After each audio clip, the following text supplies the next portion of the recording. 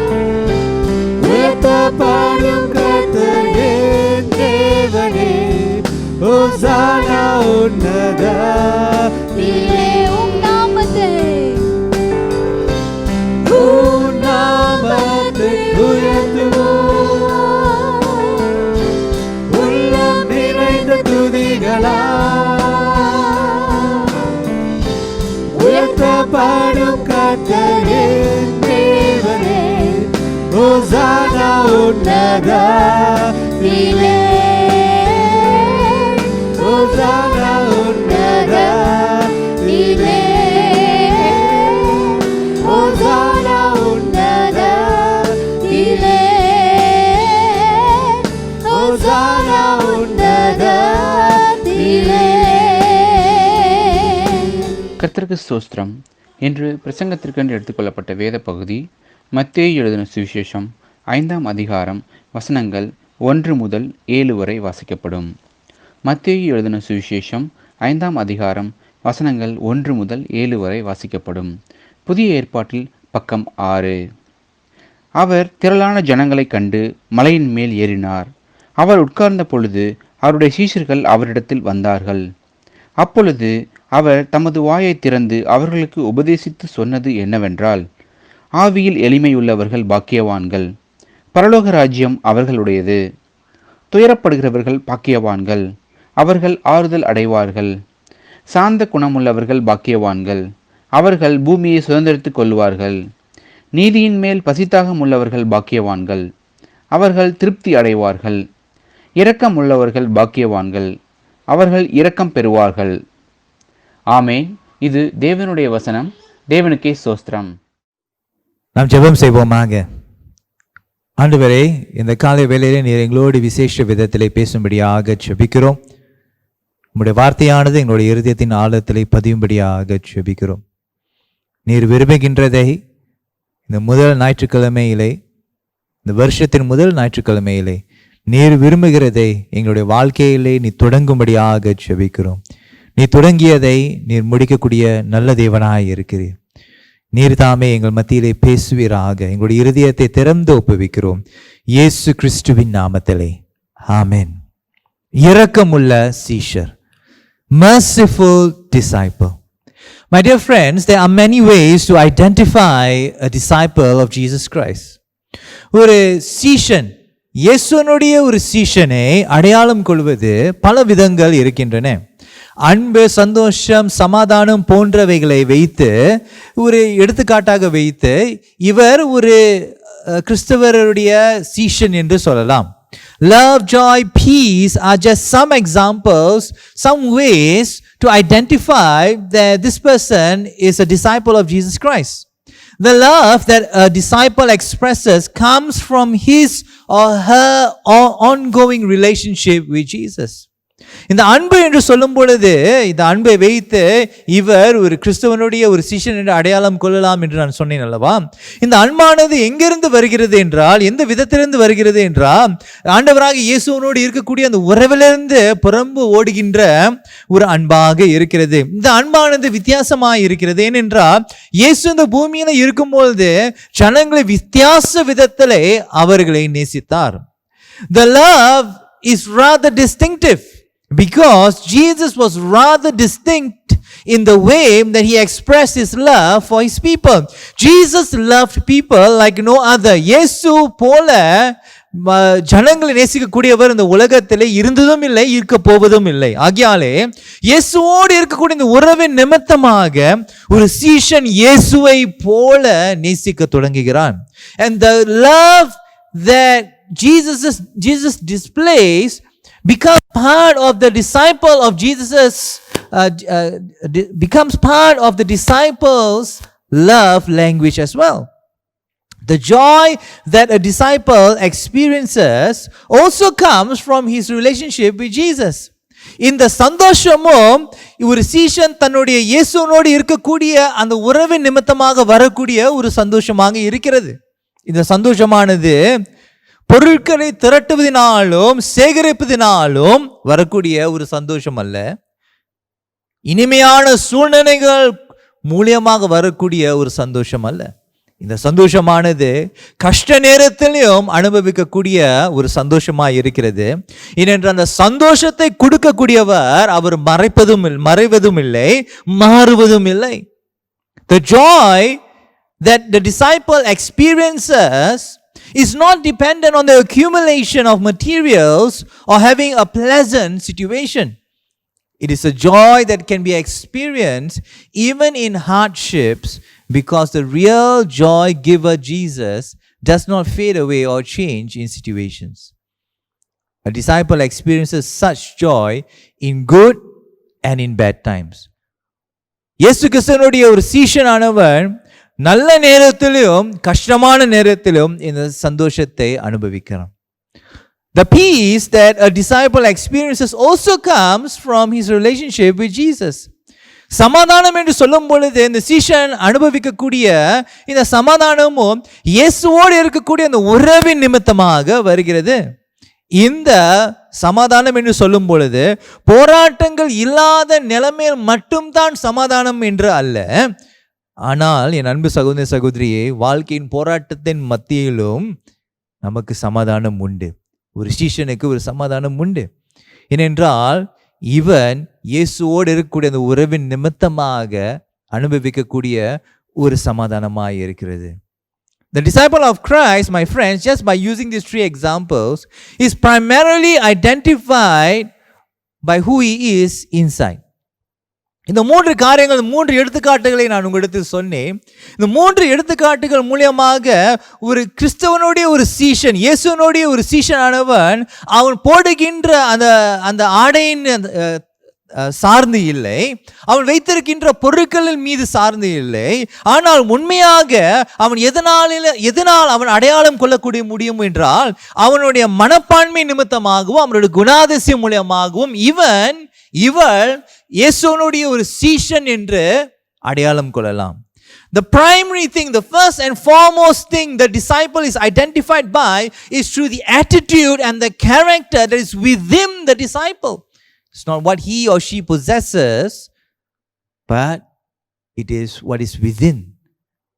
ஒரு சீஷன் என்ன வைத்திருக்கிறான், எந்த ஆடையை போட்டிருக்கிறான், அது பாதிக்கப்படும் உண்மைதான். ஆனால் முதலாவது எந்த முக்கியத்துவம் அங்கு இருக்க வேண்டும் என்றால் அவனுக்கு என்ன வைத்திருக்கிறான், என்ன அணிந்திருக்கிறான் என்று அல்ல, ஆனால் அவனுடைய மனப்பான்மை, அவனுடைய குணாதிசயம் ஆண்டவராகிய இயேசுவை வெளிப்படுத்துகிறதா, அது மூலியமாகத்தான் இவன் ஒரு இயேசு கிறிஸ்துவனுடைய சீஷன் என்று புரிந்து கொள்ளலாம். My friends, our relationship with Jesus is so revolutionary that it radically changes the way that we live our lives. என் அன்பு சகோதர சகோதரிகளே, நாம் இயேசுவோடு வைத்திருக்கின்ற உறவானது அது அதிசயமானது. ஏனென்றால் அவரோடு இருக்கின்றது உறவின் நிமித்தமாக நாம் வாழக்கூடிய வாழ்க்கையை மாறுகிறது, நம்முடைய மனப்பான்மை மாறுகிறது, நம்முடைய குணாதிசயம் மாறுகிறது. This happens not just when we accept Jesus as Lord and Savior in our lives, but throughout our lifetime. என் அன்பு சகோதரி, இந்த மாற்றமானது இந்த குணாதிசயத்திலே, இந்த மனப்பான்மையில் ஒரு மாற்றம் வரும் என்று சொன்னேன் அல்லவா. இந்த மாற்றமானது இயேசுவை ஆண்டவரே என்று பெற்றுக்கொண்டு அவரை விசுவாசித்து அந்த நாளிலே நடக்கக்கூடிய ஒரு மாற்றம் மட்டுமல்ல, வாழ்நாள் முழுவதும் நம்முடைய வாழ்க்கையிலே இந்த மாற்றம் நடந்து கொண்டே இருக்கும். The world is obsessed with what people wear and the image it portrays. But Jesus is interested in the attitude and the character. இந்த உலகமானது, இந்த உலக எதனால் வெறித்தனமாக இருக்கிறது என்றால் ஜனங்கள் என்ன அணிகிறார்கள், அவர்கள் எப்படி பார்க்கிறார்கள், அதிலே தான் அதிகமாக வெறித்தனமாக இருக்கிறது. ஆனால் இயேசு எதிலே கவனத்தை செலுத்துகிறார் என்றால் மனப்பான்மையும் குணாதிசயத்தின் மீது ஆண்டவர் அவருடைய கவனத்தை திருப்புகிறார். Jesus is more interested in the attitude and in the character. When Jesus was on earth, the disciples who followed him learned this truth very well. இயேசு இந்த பூமியில இருந்த பொழுது இந்த உண்மையை, இந்த சத்தியத்தை தன்னை பின்பற்றின அந்த சீஷர்கள், இயேசுவை பின்பற்றின சீஷர்கள் நன்றாகவே புரிந்து படித்து கொண்டார்கள், கற்றுக்கொண்டார்கள். When they wrote the Gospels, there is no description of what Jesus looked like in the Gospels. அவர்கள் அந்த சுவிசேஷத்தை, இயேசுவை குறித்த சொல்லிய வார்த்தைகள், செய்த காரியத்தை குறித்து அவர்கள் அந்த சுவிசேஷத்தை எழுதும் பொழுது இயேசுனுடைய தோற்றத்தை குறித்து அவர்கள் எழுதவில்லை. They did not describe his image, what he wore, but the focus was on what he taught and the principles that he lived by. அவர் எப்படி இருக்கிறார், அவருடைய தாடி எப்படி இருக்கிறது, அவருடைய முகச்சாடை எப்படி இருக்கிறது, அவர் என்ன அணிந்திருக்கிறார் என்று அவர்கள் கவனத்தை செலுத்தவில்லை. ஆனால் அவர் என்ன கற்றுக் கொடுத்தார், எந்த கொள்கையினாலே அவர் வாழ்ந்தார் என்று அதிலே தான் முக்கியத்துவம் அவர்கள் செலுத்தினார்கள். ஆகையால் சுவிசேஷத்திலே நாம் சுவிசேஷ பாகங்களை நாம் படிக்கும் பொழுது அவருடைய முகஜாடை எப்படி இருந்தது, அவர் என்ன அணிந்தார் என்று அதிகமாக கவனத்தை செலுத்தாதபடிக்கு அவருடைய குணாதிசயம் எப்படி இருந்தது, அவருடைய மனப்பான்மை எப்படி இருந்தது, அதைத்தான் அதிகமாக நாம் படிக்கிறோம். So this is where, my friends, you and I need to pay the most attention. Not something that's outside, but something as within us as disciples of Jesus Christ. வெளித்தோற்றத்திலே கவனம் செலுத்த வேண்டும், அது உண்மைதான். ஆனால் அதை விட என் அன்பு சகோதரியே, அதை விட நம்முடைய குணாதிசயம், நம்முடைய மனப்பான்மை இயேசுவை வெளிப்படுத்துகிறதா, அதிலே தான் அதிகமாக நாம் முக்கியத்துவம் கொடுக்க வேண்டும். இயேசு இந்த மலை பிரசங்கத்திலே அவர் பிரசங்கம் பண்ணும் பொழுது அதிக நேரம் எடுத்து ஜனங்களுடைய மனப்பான்மையை குறித்தும் ஜனங்களுடைய குணாதிசயத்தை குறித்தும் தான் அதிகமாக நேரத்தை செலவு செய்து கற்றுக் கொடுத்தார். When Jesus taught on the mountain, Jesus took effort to teach the people to pay attention to their attitude and character. மத்தேயு எழுதின சுவிசேஷம் 5ஆம் அதிகாரம் 7வது வசனத்திலே இயேசு இவனமாக சொல்கிறார், இரக்கமுள்ளவர்கள் பாக்கியவான்கள், அவர்கள் இரக்கம் பெறுவார்கள். Jesus teaches the blessed are the merciful, for they shall receive mercy.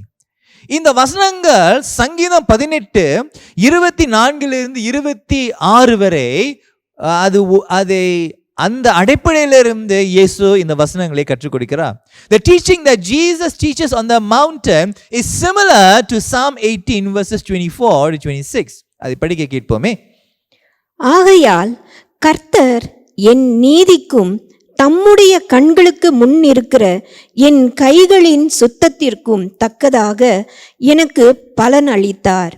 தயவுள்ளவனுக்கு நீர் தயவுள்ளவராகவும், உத்தமனுக்கு நீர் உத்தமராகவும், புனிதனுக்கு நீர் புனிதராகவும், மாறுபாடு உள்ளவனுக்கு நீர் மாறுபடுகிறவராகவும் தோன்றுவீர். இந்த வசனங்களை படிக்கும் பொழுது இயேசு அதே வார்த்தைகளை பயன்படுத்தாமல் இருந்தாலும் தயவுள்ளவனுக்கு நீர் தயவுள்ளவராக இருக்கிறீர் என்று சங்கீதம் 18ஆம் அதிகாரம் 18வது சங்கீதம் 25வது வசனம் இவனமாய் சொல்லியிருக்கிறது. இதை வைத்துத்தான் இயேசு இரக்கமுள்ளவர்கள் பாக்கியவான்கள், அவர்கள் இரக்கம் பெறுவார்கள் என்று பழைய ஏற்பாட்டிலே கற்றுக் கொடுத்த அந்த கருப்பொருளை இப்பொழுது இயேசு மலைப்பிரசங்கத்திலே கற்றுக் கொடுக்கிறார். பழைய ஏற்பாட்டிலே என்ன அவர்கள் கற்றுக் கொடுத்தார்களோ, பழைய ஏற்பாட்டிலே எதை பிடித்து கொண்டார்களோ அதை இப்பொழுது மலை பிரசங்கத்திலே புதிதான விதத்திலே ஜனங்களுக்கு, தன்னை பின்தொடர்கிறவர்களுக்கு அவர்களுடைய மனப்பான்மை, அவர்களுடைய குணாதிசயம் எப்படி இருக்க வேண்டும் என்று இயேசு கற்றுக் கொடுக்கிறார். Mercy here refers to the forgiveness of the guilty. இரக்கம் என்று இந்த வார்த்தையை பயன்படுத்தும் பொழுது, அல்லது தயவு என்று சொல்லக்கூடிய இந்த வார்த்தையை பயன்படுத்தும் பொழுது குற்றவாளிகளுக்கு மன்னிப்பை வழங்குவதை விவரிக்கிறது. இயேசு இதே பாடத்தை, இதே சத்தியத்தை பலமுறை மத்தேயுவின் சுவிசேஷத்திலே பலமுறை இதை குறித்து பேசுகிறார். Jesus repeats this teaching about mercy a few more times in Matthew. In Matthew chapter 6 verse 12 to 15, Jesus talks about how we ought to forgive those who have hurt us. அதை படிக்க கேட்போமே. மத்தேயுவின் சுவிசேஷம் 6ஆம் அதிகாரம் 12வது வசனத்திலிருந்து 15வது வசனம் வரை, நாம் மற்றவர்களுடைய பாவங்களை, மற்றவர்களுடைய நம்மை குறித்த செய்த காரியங்களை அவர் நம்மை வேதனைப்படுத்தினால் அவர்களை மன்னிக்க வேண்டும் என்று இயேசு கற்றுக் கொடுத்தார். அதை படிப்போமே. எங்கள் கடனாளிகளுக்கு நாங்கள் மன்னிக்கிறது போல எங்கள் கடன்களை எங்களுக்கு மன்னியும், எங்களை சோதனைக்குட்பட பண்ணாமல் தீமையினின்று எங்களை ரட்சித்துக் கொள்ளும். ராஜ்யமும் வல்லமையும் மகிமையும் என்றென்றைக்கும் உம்முடையவைகளே, ஆமேன் என்பதே. மனுஷருடைய தப்பிதங்களை நீங்கள் அவர்களுக்கு மன்னித்தால் உங்கள் பரமபிதா உங்களுக்கு மன்னிப்பார். மனுஷருடைய தப்பிதங்களை நீங்கள் அவர்களுக்கு மன்னியாதிருந்தால் உங்கள் பிதா உங்கள் தப்பிதங்களையும் மன்னியாதிருப்பார். இயேசு தன்னுடைய சீஷர்களுக்கு எப்படி ஜெபம் செய்ய வேண்டும் என்று கற்றுக் கொடுக்கும் பொழுது அந்த ஜெபத்திலே ஒரு சீஷனுடைய அடிப்படையான ஒரு சத்தியத்தை அங்கு கற்றுக் கொடுக்கிறார். Jesus teaches the disciples here to pray, and Jesus teaches through the prayer one of the fundamental things of following him. இயேசுவை பின்பற்றக்கூடிய அடித்தளமான சத்தியத்தை இங்கு கற்றுக் கொடுக்கிறார். அந்த அடித்தள சத்தியம் என்னவென்றால், ஜனங்களை மன்னிக்க வேண்டும். எங்கள் கடனாளிகளுக்கு நாங்கள் மன்னிக்கிறது போல எங்களுடைய கடன்களை எங்களுக்கு மன்னியும், எங்களுடைய கடனாளிகளுக்கு நாங்கள் மன்னிக்கிறது போல என்று சொல்லும் பொழுது அங்கு ஒரு கேள்வி இல்லை. முடிந்தால் நீங்கள் செய்யுங்கள், முடியாவிட்டால் இன்னொரு காரியங்கள் நீங்கள் செய்யலாம் என்று ஆண்டவர் பலவிதமான ஆப்ஷன்ஸ் நமக்கு கொடுக்கவில்லை. For Jesus, a disciple needs to forgive those who have caused him or her hurt. இயேசுனுடைய அபிப்பிராயத்திலே ஒரு சீஷனுக்கு எதிராக ஒருவர் தப்பிதமான காரியங்கள் செய்தாலும் அந்த சீஷன், அந்த சீடர் மன்னிக்கவே வேண்டும். Unforgiveness in the life of a disciple is unthinkable from the perspective of Jesus. இயேசுனுடைய அபிப்பிராயத்திலே மன்னிக்க முடியாத இன்மையானது ஒரு சீஷனுடைய வாழ்க்கையில இருக்கவே கூடாது. ஏனென்றால் இயேசு சொல்கிறார், அவர் அந்த ஜெபத்தை கற்றுக் கொடுக்கும் பொழுதே சொல்கிறார், எங்கள் கடனாளிகளுக்கு நாங்கள் மன்னிக்கிறது போல. அப்படி என்றால் கடனாளிகளை கட்டாயமாக மன்னித்தே தீர வேண்டும். கடனாளிகள் என்று சொல்லும் பொழுது நமக்கு விரோதமான காரியங்கள் செய்து நம்மளை வேதனைப்படுத்துகிறவர்களை நாம் மன்னிக்க வேண்டும் என்று இயேசு இந்த ஜெபத்திலே அடித்தள சத்தியத்தை அவர் இந்த சீஷர்களுக்கு கற்றுக் கொடுக்கிறார். Jesus does not allow unforgiveness to take root in a disciple's life. ஒரு சீஷனுடைய வாழ்க்கையிலே மன்னிக்க முடியாத இன்மையானது இந்த வாழ்க்கையிலே ஒரு வேராக வளருவதற்கு இடம் கொடுக்க கூடாது. அதை பிடுங்கி எடுத்து வீச வேண்டும் என்று இயேசு கற்றுக் கொடுக்கிறார். ஆகையால் எப்படி வீசலாம் என்றால் நம்ம மன்னிக்க வேண்டும். மன்னிக்க முடியாத இன்மை, அந்த கசப்பு வளருவதற்கு முன்பதாகவே அவர்களை மன்னிக்க வேண்டும் என்று இந்த அடித்தள சத்தியத்தை சீஷர்களுக்கு கற்றுக் கொடுக்கிறார். எப்படி ஜெபம் செய்ய வேண்டும் என்று சீஷர்கள் இயேசுவிடத்தில் கேட்கும் பொழுது முதல் முறையாக இயேசு இங்கு சொல்கிறார், நீங்கள் மன்னிக்க வேண்டும். இதுதான் நீங்க செய்ய வேண்டியது முக்கியமான காரியம் என்று இயேசு கற்றுக் கொடுக்கிறார். அதன் பிறகு மத்தேயு 9:13 நம்ம வருகிறோம். அதிலே இந்த பரிசேயர்களை பார்த்து இயேசு சில காரியங்களை சொல்கிறார். அதை படிக்க கேட்போமே. பலியை அல்ல இரக்கத்தையே விரும்புகிறேன் என்பதின் கருத்து இன்னதென்று போய் கற்றுக்கொள்ளுங்கள். நீதிமான்களை அல்ல பாவிகளையே மனம் திரும்புகிறதற்கு அழைக்க வந்தேன் என்றார். இந்த வார்த்தைகள் யாரிடத்தில் இயேசு சொன்னார் என்றால் பரிசேயர்களை பார்த்து. ஏனென்றால் பரிசேயர்கள் இயேசுவை பார்த்து அவர் எப்படி ஆயக்காரர்களோடும் பாவிகளோடும் அமர்ந்து கொண்டிருக்கிறார், அந்த மாதிரி செய்யலாமா என்று பரிசேயர்கள் பேசிக்கொண்டிருந்தார்கள். அந்நாட்களிலே பரிசேயர்கள் இந்த பாவிகளை விட்டு அவர்கள் விலகி வாழ்ந்தார்கள். ஏனென்றால் இந்த பாவிகளோடு அவர்கள் ஈடுபடும் பொழுது அவர்களுடைய சொந்த வாழ்க்கையிலே தீட்டுப்பட்டு விடுமோ என்று சொல்லி பயந்து அவர்கள் இவர்களை அதிகமாக வெறுத்தார்கள். யாரெல்லாம் அவர்களுடைய அபிப்பிராயத்திலே பாவி என்று அவர்கள் நினைத்தார்களோ அவர்களிடத்திலிருந்து விலகியே அவர்கள் வாழ்ந்தார்கள். In those days the Pharisees stayed away from sinners because they felt the sinners would defile them. Quite interesting. And the tax collectors were considered as betrayers because they worked for the Roman government who was ruling the people of Israel, and the tax collectors who were working for the Romans to collect the tax on behalf of the Roman government. And so the Jewish people saw these tax collectors who were fellow Jews as betrayers. துரோகிகள் என்று அந்நாட்களிலே இந்த ஆயக்காரர்கள் கருதப்பட்டார்கள். ஏனென்றால் அந்த ஆயக்காரர்கள் யூதர்கள். அவர்கள் யாருக்காக வேலை செய்து கொண்டிருந்தார்கள் என்றால் ரோம சாம்ராஜ்யத்துக்கு அவர்கள் வேலை செய்து கொண்டிருந்தார்கள். அந்நாட்களிலே ரோம சாம்ராஜ்யமானது அவர்கள் இஸ்ரவேல் தேசத்தை ஆதிக்கம் செய்து கொண்டிருந்தனாலே அவர்கள் விரோதிகள் என்று கருதினார்கள். ஆகையால் இந்த யூதர்கள் இந்த ஆயக்காரர்களாக வேலை செய்யும் பொழுது, ரோம சாம்ராஜ்யத்துக்கு வேலை செய்யும் பொழுது இவர்கள் எல்லாம் துரோகிகள் என்று அவர்கள் கருதினார்கள். ஆனால் இயேசு ஆயக்காரர்களோடும், துரோகியாக இருந்த ஆயக்காரர்களோடும் பாவிகளோடும் அவர் நேரத்தை செலவு செய்தார். Jesus exemplified what it means to show mercy. இயேசு தன்னுடைய வாழ்க்கையின் நிமித்தமாக, தன்னுடைய வாழ்க்கையின் எடுத்துக்காட்டு நிமித்தமாக இறங்குவது என்றால், இரக்கம் காட்டுவது என்றால் என்ன என்று தன்னுடைய வாழ்க்கை மூலமாக காட்டினார். அவர் பாவிகளை மன்னித்தார், ஆயக்காரர்களை ஏற்றுக்கொண்டார், அவர்களை புறக்கணிக்கவில்லை. Jesus forgave sinners and tax collectors and did not push them out of his life like the Pharisees did. இந்த பரிசேயர்கள் இவர்களோடு எந்த ஒரு ஈடுபாடும் இருக்கக்கூடாது என்று சொல்லி அவர்களை புறக்கணித்தார்கள். ஆனால் இயேசுவோ அவர் பரிசுத்தராய் இருந்து இவர்களோடு அவர்கள் இணைந்து தன்னுடைய அன்பின் நிமித்தமாக இவர்களுடைய சிந்தனைகளை இவர்களுடைய இருதயத்தை மாற்றினார். Jesus' love for the sinner and the tax collectors caused them to stop, to pause and to repent and turn back to God.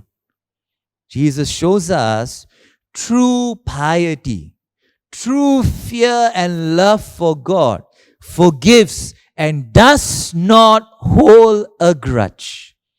என் அன்பு சகோதர சகோதரிகளே, இயேசு என்ன கற்றுக் கொடுக்கிறார் என்ற தன்னுடைய வாழ்க்கை மூலியமாக உண்மையான தேவ பக்தி, உண்மையான தேவ பயம், தேவன் மீது உள்ள அந்த அன்பு ஜனங்களை மன்னிக்கும், கசப்பினாலே நிரப்பப்பட்டு வாழாது.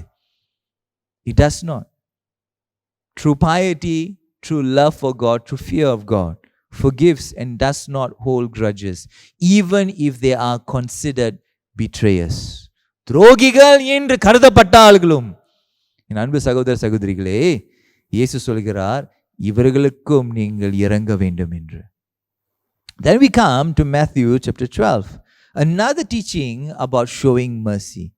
மத்தேயு 12ஆம் அதிகாரம் 7ஆம் வசனத்துக்கு வரும் பொழுது இன்னொரு போதனையை இயேசு அங்க கற்றுக் கொடுக்கிறார்.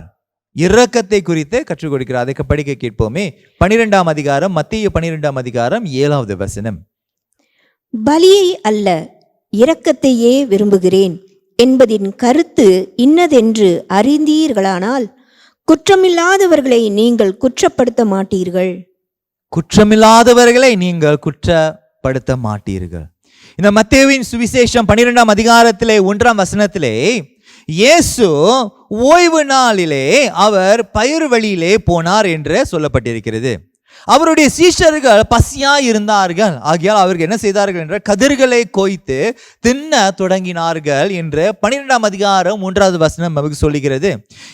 In Matthew chapter 12 verse 1, it describes Jesus going through a grain field on Sabbath together with his disciples, and they were hungry, and so they started to pluck the grains and started to eat them. But when the Pharisees saw this, they were upset, because Jesus was doing something that was not acceptable in society. இந்த பரிசேயர்கள் இதை பார்த்த உடனே அவர்கள் கோபமடைந்தார்கள். ஏனென்றால் இயேசுவும் தன்னுடைய சீஷர்களும் இந்த ஓய்வு நாளிலே செய்யக்கூடாததை அவர்கள் செய்து கொண்டிருந்தார்கள். அவர்களுடைய கலாச்சாரத்தின்படி, அவர்களுடைய சமுதாயத்தின்படி இந்த காரியம் செய்ய முடியாது, செய்யக்கூடாது. According to the culture and the practices of those days in those society, it was not acceptable to do any work on Sabbath. The society that Jesus lived in forbade any work, any form of work on Sabbath, because no work was to be done on a holy day. இந்த பரிசுத்தமான இந்த ஓய்வு நாளிலே எந்த ஒரு வேலையும் செய்யக்கூடாது என்ற சமுதாயம் அந்நாட்களிலே கருதினது. ஆனால் என் அன்பு சகோதர சகோதரியே, ஆண்டவர் இந்த ஓய்வு நாளை ஆயத்தப்படுத்தி வைத்திருந்த காரணமே வித்தியாசமாக இருந்தது. But this was not the reason why God instituted Sabbath in the Old Testament. The law was in place to remind people to rest, to focus on God, and to draw near to Him on the rest day. இந்த ஓய்வு நாளிலே ஆண்டவரிடத்தில் கிட்டி சேரும்படியாக, இளைப்பாறி ஆண்டவர் மீது கவனத்தை செலுத்தும்படியாகத்தான் இந்த ஓய்வு நாள் உருவாக்கப்பட்டது. Sabbath was created for man. இந்த ஓய்வு நாளானது மனுஷனுக்கு என்று உருவாக்கப்பட்டது. மனுஷன் ஓய்வு நாளுக்காக உருவாக்கப்படவில்லை. ஆனால் இயேசுவுடைய நாட்களிலே இந்த அர்த்தத்தை அவர்கள் இழந்து விட்டார்கள். But in Jesus' time they had completely forgotten the meaning of resting on Sabbath. It became a set of rules without fulfilling the purpose of the rules. அந்நாட்கள் இயேசு வாழ்ந்து கொண்டிருந்த நாட்களில் அது விதிகளாக மாறி அர்த்தத்தை இழந்து விட்டது. But it is worth noting that on a day that was set aside to remember God, the Pharisees were not remembering God, but they were more interested in criticizing Jesus on a holy day. ஆனால் என் அன்பு சகோதர சகோதரிகளே, நம்மளுடைய கவனம் எது மேல இருக்க வேண்டும் என்றால், அந்த ஓய்வு நாளிலே பரிசேயர்கள் சொன்னவண்ணமாக அந்த ஓய்வு நாளிலே வேலையை செய்யக்கூடாது, ஆண்டவரை நோக்கி பார்க்கக்கூடிய ஒரு நாளாக இருந்தது. ஆனால் அந்த ஓய்வு நாளிலே இந்த பரிசேயர்கள் என்ன செய்து கொண்டிருந்தார்கள் என்றால், குற்றத்தை சாட்டி கொண்டிருந்தார்கள். ஆண்டவர் மீது கவனத்தை செலுத்தாதபடிக்கு குற்றம் சாட்டி கொண்டிருந்தார்கள். It's quite similar for those who come to church to worship, but while worshiping or before worshiping or instead of worshiping, people are more interested to talk about what has happened in other people's life. So similarly, when the Pharisees saw what Jesus was doing on Sabbath, instead of using the day to focus on God, they chose to use that day to focus and criticize people. அந்நாளில் இந்த ஓய்வு நாளே ஆண்டவர் மீது கவனத்தை செலுத்தாதபடிக்கு இந்த பரிசேயர்கள் தங்களுடைய கவனத்தை குற்றம் சாட்டும்படியாக கவனத்தை திருப்பினார்கள். They were majoring on the minor. Israel's covenant with God was to produce love, mercy and justice. But the Pharisees and the religious leaders were focusing on the wrong things. ஆண்டவருடைய நோக்கம், ஆண்டவர் இஸ்ரவேல் தேசத்தாரோடு ஒரு உடன்படிக்கை செய்யும் பொழுது அந்த உடன்படிக்கையிலே ஆண்டவர் சில கற்பனைகளை கொடுத்தார். அந்த கற்பனைகள் மூலியமாக அன்பு, இரக்கம், நீதி உருவாகும்படியாக இந்த கற்பனைகள் உருவாக்கப்பட்டு ஸ்தாபிக்கப்பட்டன. ஆனால் இயேசுனுடைய நாட்களிலே இந்த மத தலைவர்கள், இந்த பரிசேயர்கள், அவர்கள் தவறான காரியத்தின் மீது கவனத்தை செலுத்தி அதனுடைய அர்த்தத்தை இழந்து விட்டார்கள். இப்பொழுது அவர்கள் பேசக்கூடிய வார்த்தை அன்பில்லாமல் இருந்தது, செயல்படக்கூடிய காரியம் இரக்கம் இல்லாததான் இருந்தது, நீதி அவர்களுடைய அபிப்பிராயம் படியாக செயல்பட்டு கொண்டிருந்தது. ஆண்டவரின் நீதியாக நியாயமாய் இருக்கிறார் என்று கருதாதபடிக்கு அவர்களுடைய கண்களிலே இது நீதியா நியாயமாய் இருக்கிறது என்று கருதி நடந்து கொண்டிருந்தார்கள். Jesus in this instance reminds the Pharisees that condemning people was not part of living for God. இயேசு இந்த பாகத்திலே மற்றவர்களை குற்றப்படுத்துவதற்கு இடம் கொடுக்கவில்லை. இரக்கம் காட்ட வேண்டும் என்று, பலி அல்ல இரக்கத்தையே நாடுகிறார் என்று ஆண்டவர் அந்த பரிசேயர்களுக்கு கற்றுக் கொடுக்கிறார். Then we come to Matthew. Finally we come to Matthew chapter 18 verse 33 to 34. இறுதியாக மத்தேயு 18ஆம் அதிகாரம் 33வது வசனத்திலிருந்து 34வது வசனம் வரை அவர் இந்த இரக்கத்தை குறித்து கற்றுக் கொடுக்கிறார். அதை படிக்க கேட்போமே. நான் உனக்கு இறங்கினது போல நீயும் உன் உடன் வேலைக்காரனுக்கு இறங்க வேண்டாமோ என்று சொல்லி அவனுடைய ஆண்டவன் கோபமடைந்து அவன் பட்ட கடனையெல்லாம் தனக்கு கொடுத்து தீர்க்கும் அளவும் உபாதிக்கிறவர்களிடத்தில் அவனை ஒப்புக்கொடுத்தான். இந்த வசனங்கள், இந்த வார்த்தைகள் எப்பொழுது கொடுக்கப்பட்டது என்றால், இயேசு தன்னுடைய சீஷர்களுக்கு ஒரு உவமையை கற்றுக் கொடுக்கும் பொழுது இந்த வார்த்தைகள், இந்த இரக்கத்தை குறித்து இந்த வார்த்தைகளை பயன்படுத்தி தன்னுடைய சீஷர்களுக்கு இரக்கத்தை குறித்து கற்றுக் கொடுத்தார். Now this teaching was given to the disciples through a parable. The parable Jesus explains is that a kingdom of heaven is like a king who wanted to collect all his debts from his servants. But there was a servant who was not able to return all his debts.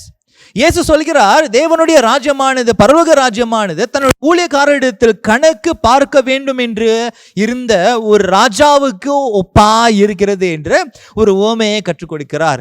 அந்த கடனை அவர் மறுபடியுமாக தீர்க்கும்படியாக தன்னுடைய வேலைக்காரர்களை கூப்பிடும் பொழுது கடன் தீர்க்க முடியாத ஒருவனை, நிர்வாகம் இல்லாத ஒருவனை இயேசு அந்த உவமை மூலமாக சொல்கிறார். Now there was a servant who was not able to pay up. But the king out of pity forgave the debt and let the servant go.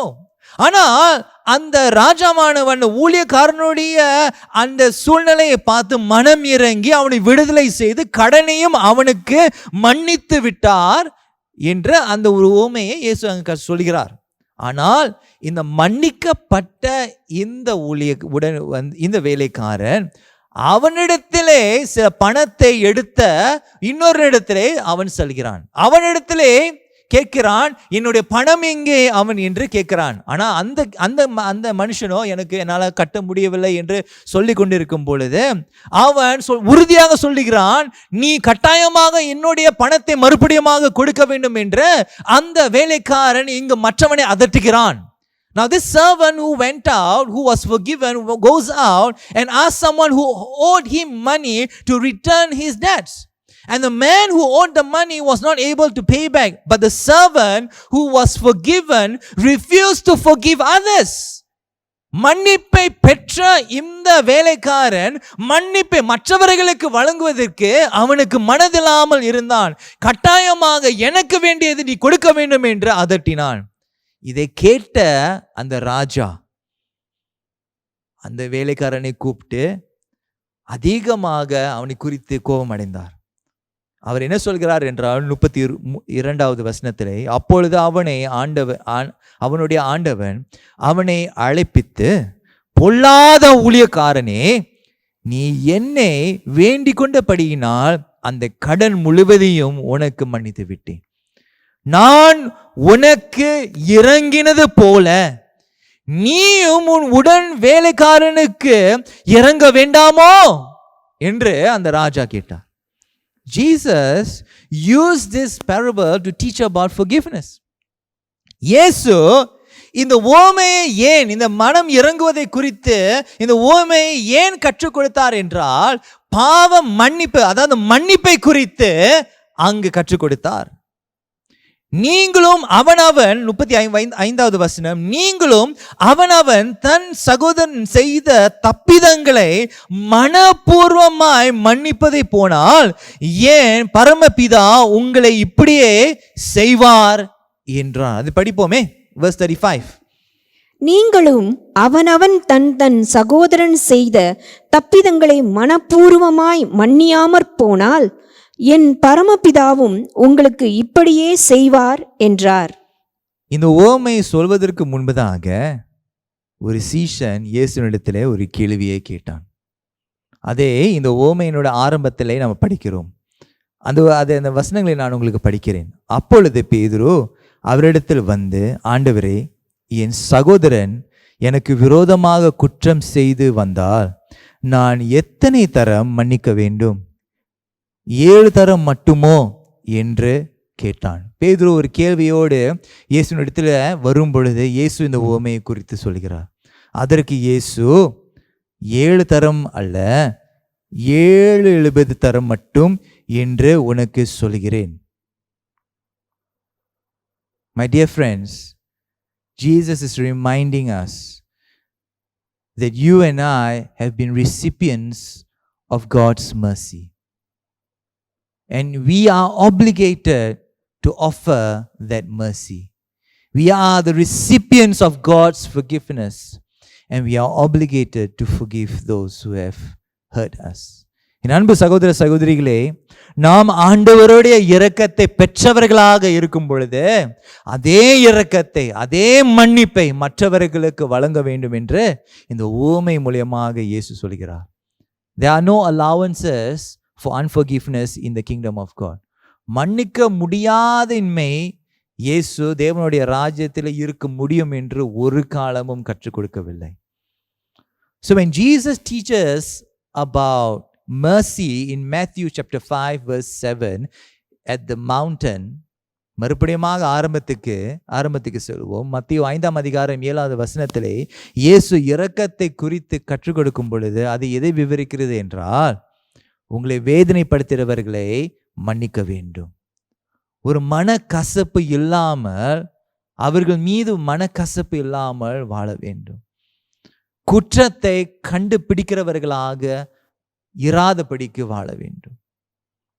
அந்த மன்னிப்புக்கு ஒரு கட்டுப்பாடு இல்லாமல் அவர்கள் எத்தனை தடவை நம்மளை வேதனை செய்தாலும் அத்தனை தடவையும் மன்னிக்க வேண்டும் என்று, இறங்க வேண்டும் என்று இயேசு கற்றுக் கொடுக்கிறார். So when Jesus teaches about mercy in Matthew chapter 5 verse 7, he refers to forgiving people who have caused us pain. It is not holding a grudge and living our lives with a grudge. It's not about condemning people, and it's surely not about putting a limit to forgiving people, but remembering that God has been merciful to us each time when we turn to Him. And therefore we are obligated to show mercy and forgiveness to others. ஒவ்வொரு முறையும் நீங்களும் நானும் ஆண்டவரிடத்தில் வரும் பொழுது அவருடைய இரக்கத்தை பெற்றுக்கொள்கிறோமே, அவர் நம்மை மன்னிக்கிறாரே, அதே போல மற்றவர்களுக்கு இரக்கத்தை வழங்க வேண்டும், மற்றவர்களை மன்னிக்க வேண்டும் என்று இயேசு கற்றுக் கொடுக்கிறார். Jesus explains that those who have such an attitude and character will likewise receive mercy from God on the last day. இவனமான ஒரு மனப்பான்மையும் குணாதிசயமும் உள்ளவர்கள் அவர்கள் இரக்கத்தை பெறுவார்கள். எப்பொழுது பெறுவார்கள்? என் அன்பு சகோதர சகோதரிகளே, இயேசுவை சொந்த இரட்சகராக ஏற்றுக்கொண்ட நாளிலே நாம் ரட்சிக்கப்படுகிறோம். தொடர்ந்து ஒவ்வொரு நாளும் ஆண்டவர் நம்மை ரட்சித்துக் கொண்டிருக்கிறார். அந்த ரட்சிப்பினுடைய முழுமையை எப்பொழுது நம்ம அனுபவிப்போம் என்றால், இயேசு ராஜாதி ராஜாவாக வரும்பொழுது அந்த நாளிலே நீங்களும் நானும் அதை அனுபவிப்போம். அந்த நாள் வரை இயேசு கற்றுக் கொடுக்கின்ற இந்த சத்தியத்தை நம்முடைய வாழ்க்கையிலே நடத்தி காட்ட வேண்டும். Until the day that Jesus comes back, Jesus teaches us to continue in this teaching and we will receive mercy on the last day. Jesus calls such a person blessed, which means that such a person is doing what is pleasing before the Lord. இப்படிப்பட்ட ஒரு நபரை இயேசு எப்படி என்று அழைக்கிறார் என்றால், நீங்கள் பாக்கியவான்கள் என்றால் நீங்கள் செய்து கொண்டிருக்கிறது ஆண்டவரை பிரியப்படுத்துகிறது, ஆகையால் நீங்கள் பாக்கியவான்கள்.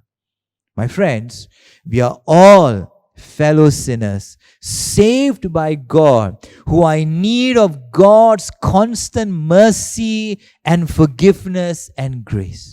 என் அன்பு சகோதர சகோதரிகளே, நாம் யாவருமே ஆவிகள், தேவனால் ரட்சிக்கப்பட்டவர்கள். ஒவ்வொரு நாளும் ஆண்டவருடைய இரக்கத்தையும் ஆண்டவருடைய மன்னிப்பையும் தேவையாய் வாழக்கூடியவர்களாக இருக்கிறோம். அவருடைய கிருபையினாலே வாழ்ந்து கொண்டே இருக்கிறோம். ஆகையால் என் அன்பு சகோதர சகோதரிகளே, நீங்களும் நானும் பிறனை அவமதிக்க ஆண்டவர் நம்மை அழைக்கவில்லை, இறங்கும்படியாக, மற்றவர்களுக்கு பிறருக்கு இறங்கும்படியாக தான் ஆண்டவரே நம்மை அழைக்கிறார். We are not called to despise others but to show mercy. In fact, the Bible says that those who despise others sin against the Lord. பிறனை இங்கு நீதிமொழிகள் 14ஆம் அதிகாரம் 21வது வசனம் இவனமாய் சொல்லியிருக்கிறது, பிறனை அவமதிக்கிறவன் பாவம் செய்கிறான், தரித்திரனுக்கு இறங்குகிறவனோ பாக்கியம் அடைவான். He who despises his neighbor sins against the Lord. As it was for love, joy and peace, it is also for those who experience or who express mercy. It comes from a place of a relationship with the Lord. எவனமாக அன்பு, ஆரம்பத்தில் சொன்னேன் அல்லவா, எப்படி அடையாளம் கொள்ளலாம், ஒரு சீஷனை எப்படி அடையாளம் கொள்ளலாம் என்றால், அவனுடைய வாழ்க்கையில இயேசு வெளிப்படுத்தின அந்த அன்பை, ஆண்டவராக இயேசு கொண்டு வருகிற அந்த சந்தோஷம், சமாதானம் ஒருவனுடைய வாழ்க்கையில பார்த்து இவன் இயேசுனுடைய ஒரு சீஷன் என்று அடையாளம் கொள்ளலாமோ, அதே போல என் அன்பு சகோதரனை சகோதரியே, இவையெல்லாம், இந்த அன்பு, சந்தோஷம், சமாதானம் எல்லாம் ஆண்டவரோடு இருக்கக்கூடிய ஒரு உறவின் நிமித்தமாக வருகிறது. அதே போல இரக்கமும் ஆண்டவரோடு இருக்கக்கூடிய அந்த உறவு மூலமாகத்தான் ஒருவர் இன்னொருவருக்கு இறங்க முடியும், ஒருவர் இன்னொரு மறுபடியும் மன்னிக்க முடியும். அந்த மன்னிப்பு வழங்கக்கூடிய அந்த பலன் ஆண்டவரோடு இருக்கக்கூடிய அந்த உடன்படிக்கை மூலமாக, ஆண்டவரோடு இருக்கக்கூடிய அந்த உறவு மூலமாக புரண்டு வருகிறது. ஆண்டவரோடு இருக்க அந்த உறவு பலவீனமாக இருக்கும் பொழுது, தூரமாக இருக்கும் பொழுது இரக்கம் காட்டுவதிலே போராடுவோம். If we have drifted away from the Lord, we will struggle to show mercy. The ability to exercise mercy comes from a living relationship with the Lord. மற்றவர்களுக்கு இரக்கத்தை காட்டக்கூடிய அந்த பலன், அந்த மனப்பான்மை, அந்த குணாதிசயம் ஆண்டவரோடு இருக்கக்கூடிய அந்த உறவின் நிமித்தமாக தானே வருகிறது, தவிர சொந்த பலத்தினாலே நம்மளால சாதிக்க முடியாது. My friends, என் அன்பு சகோதர சகோதரிகளே, ஒருவரை மன்னிக்க நீங்க போராடி கொண்டே இருப்பீர்களானால் இது ஆண்டவரிடத்திலிருந்து வரவில்லை. If you are struggling to forgive someone, I want to tell you from God's word, it does not come from God. Don't compromise on your attitude and the character that God demands from his people. இயேசு தன்னுடைய சீஷர்களிடத்தில் எதிர்பார்க்கக்கூடிய அந்த குணாதிசயமும் அந்த மனப்பான்மைக்கு நீங்கள் பின்வாங்கி போகாதீர்கள். கோபத்துக்கு இடம் கொடுக்காதீர்கள். கசப்புக்கு இடம் கொடுக்காதீர்கள். Don't give in to bitterness. Don't give in to anger. But surrender to the Lord. ஆண்டவருக்கு ஒப்புவீங்க. This morning Jesus is calling you back to him. இந்த காலை வேளையிலே இயேசு அவரிடத்திலே அழைக்கிறார். கோபமாய் இருக்கிறாயா என் அன்பு சகோதரனே சகோதரியே? கசப்போடு வாழ்ந்து கொண்டிருக்கிறாயா என் அன்பு சகோதரனே சகோதரியே? மன்னிக்க முடியாமல் தவித்து கொண்டிருக்கிறாயா என் அன்பு சகோதரனே சகோதரியே? நீ ஆண்டவரிடத்தில் திரும்பி வா. ஆண்டவருடைய பாதத்தில் விழுந்து, ஆண்டவரே மன்னிக்க எனக்கு உதவி செய்யுங்க, ஆண்டவரே இரக்கத்தை காட்ட எனக்கு உதவி செய்யுங்கள் என்று நீ சொல்வாயா? Will you come back to the feet of Jesus and say, Lord, I am struggling to forgive. I am living in constant bitterness and anger. Help me to show mercy. Help me to forgive. Will you come to him? இந்த காலை வேளை நீ ஆண்டவரிடத்தில் திரும்புவாயா? நம் கண்களை மூடுவோமே. Let's look to the Lord. ஆண்டவரே, என் அன்பு சகோதர சகோதரிகளுக்காக ஜெபிக்கிறேன். கசப்பிலை வாழ்ந்து கொண்டிருக்கின்ற என் அன்பு சகோதரனை சகோதரிக்காக ஜெபிக்கிறேன். கோபத்திலே வாழ்ந்து கொண்டிருக்கின்ற, மன்னிக்க முடியாமல் தவித்து கொண்டிருக்கின்ற சீஷர்களுக்காக ஜெபிக்கிறேன். மன்னிப்பை வழங்கக்கூடிய பலன், இரக்கத்தை காட்டக்கூடிய பலன் உம்மிடத்திலிருந்து வருகிறது. The ability to not hold on to a grudge and to let it go comes from you. And so I pray for a breakthrough this morning. ஒரு விடுதலைக்காக ஜெபிக்கிறேன். கசப்பிலிருந்து ஒரு விடுதலை, மன்னிக்க முடியாத இன்மையிலிருந்து ஒரு விடுதலை, கோபத்திலிருந்து ஒரு விடுதலைக்காக ஜெபிக்கிறேன். இந்த காலை வேளையிலே ஆண்டவரே உம்முடைய அன்பினாலே நிரப்ப ஜெபிக்கிறேன். ஆண்டவரே, உம்முடைய இரக்கத்தை பெற்ற நாங்கள் மற்றவர்களுக்கு இந்த இரக்கத்தை வழங்க எங்களுக்கு உதவி செய்வீராக. Lord, I pray that chains will be broken today. The inability to forgive will be broken today. And I pray love will fill the hearts of your people. And Lord, to show mercy and forgiveness as we receive them from you. ஆண்டவரே, என்னுடைய சகோதர சகோதரிகளுக்காக ஜெபிக்கிறேன். இந்த வார்த்தையானது இவர்களுடைய வாழ்க்கையில் ஆழமாக கிரியை செய்யும்படியாக ஜெபிக்கிறேன். Thank you, Lord. இயேசு கிறிஸ்துவின் நாமத்திலே, in Jesus mighty name. Amen. My dear brothers and sisters, God bless you. I pray that God's word will continue to work in and through your life. நான் ஜெபிக்கிறேன், ஆண்டவருடைய வார்த்தையானது உங்களிலே, உங்கள் மூலியமாக மற்றவர்களிடத்திலே கிரியை செய்யும்படியாக நான் ஜெபிக்கிறேன். கர்த்தர் உங்களை ஆசீர்வதிப்பாராக. அடுத்த வாரம் சந்திப்போம். God bless you. See you next week.